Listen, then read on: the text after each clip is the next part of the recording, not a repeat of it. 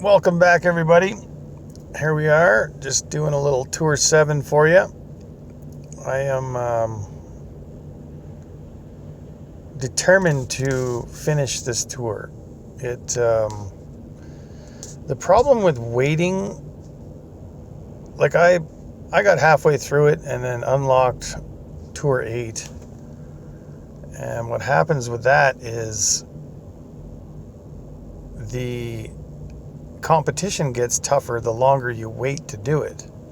So the lower leveled you are to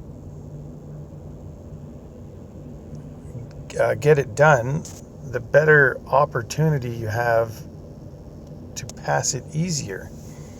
Because now I'm doing Tour 7 with people in the Masters League, 3,000 plus trophies or around there anyway.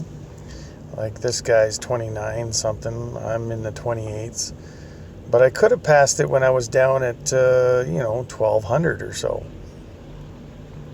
which would have made it a lot easier, I would think.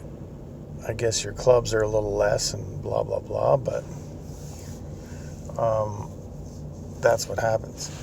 So this hole is a very difficult par 5. Now, there's obviously two ways. He's going one way, I'm going the other.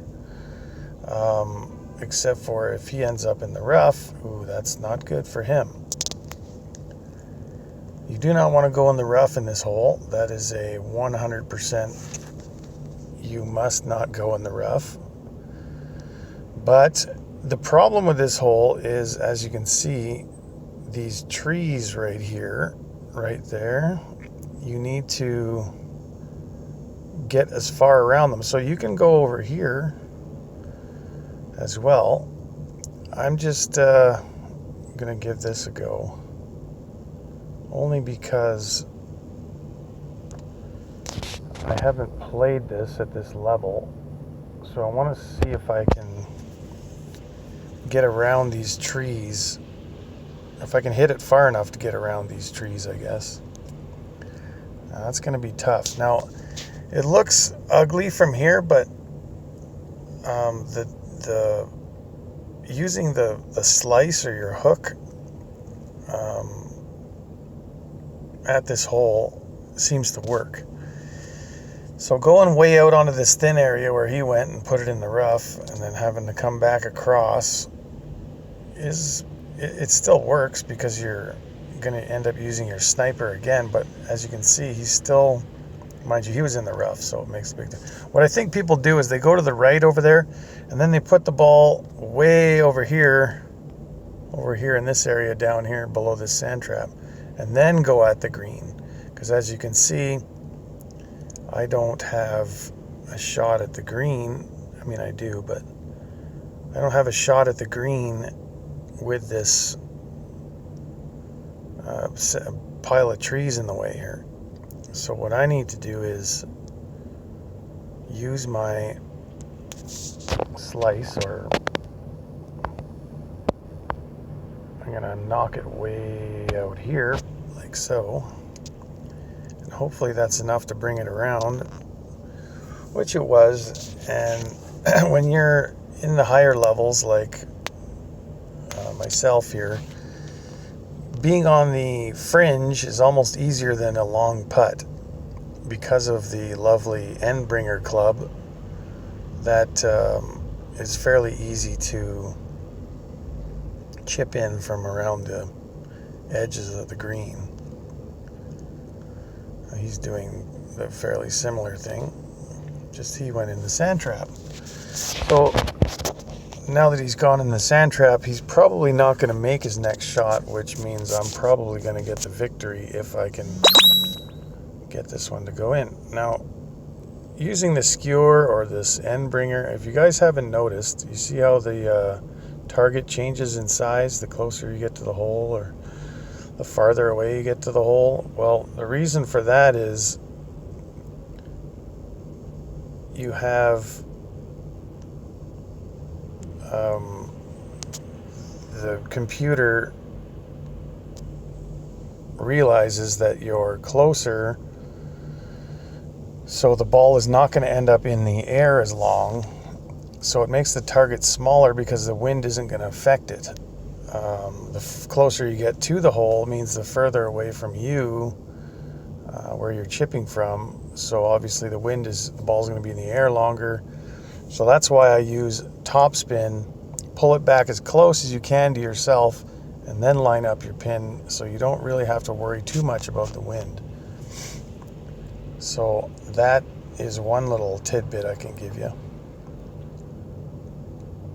This is a nice shot, actually. Very nice shot. So lucky for me, I get to go to the shootout. And that's what I'm guessing you guys are looking for too. Very nice shot. It's not the end of the world to be in the sand trap, I guess. But it doesn't help much.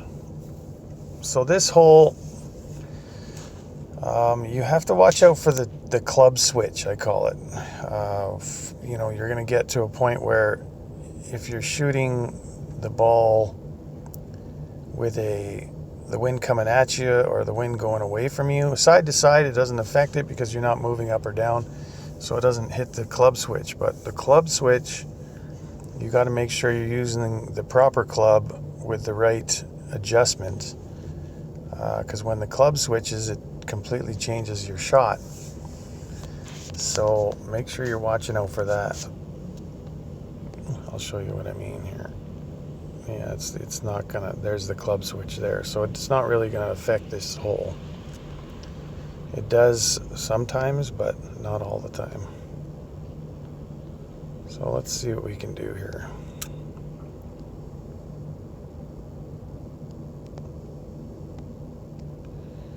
And we got 3.5 going with us. So we'll come down here, 3.5, 1, 2, 3.5. Technically this should go drop itself right in the hole. But I missed it, which is okay because it's gonna end up nice and close anyway. Oh, not quite though. But we'll take that, right? So anyway, there you have it. There's another tour hole for you. A tour 7 hole for you. Hope you got something out of that. But thanks for watching. Join the Golf Clashers Facebook page. Follow me on Twitter, 97warren97. Check out the wiggleboomsports.com website. It's not completely operational, but if you're into t-shirts and stuff like that, there's a link to go over there and purchase some of those as well. And thanks for watching again. Subscribe to the channel and share those videos for me. But for now, we'll see you on the next video.